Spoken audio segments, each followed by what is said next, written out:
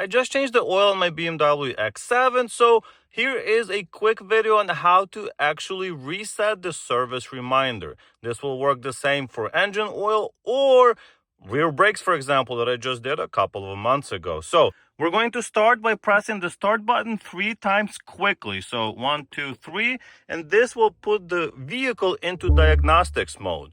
So it's going to go through all of the messages. There it is, diagnostic mode active. And now we can actually go to the service reminder. So we're going to do that by holding this BC button, the top one, for probably like 10 seconds. And you can only do this if the middle of the screen is empty of any error messages.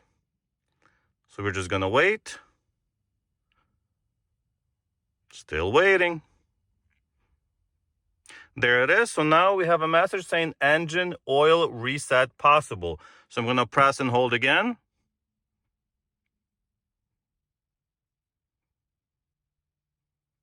It's asking me if I want to reset. Yes, I do. So I'm going to press and hold again.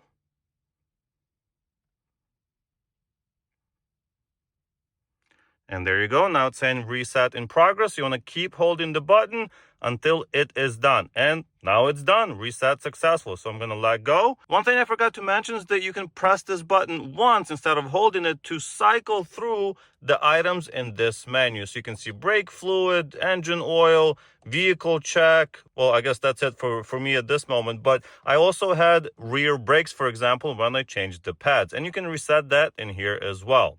Anyway, thank you guys so much for watching. That is it for this video. I hope this has helped you reset the service reminder on your G chassis cars. So BMW X5, X6, X7, and pretty much all the other BMWs of the same generation. Or, well, any car that has this type of screen.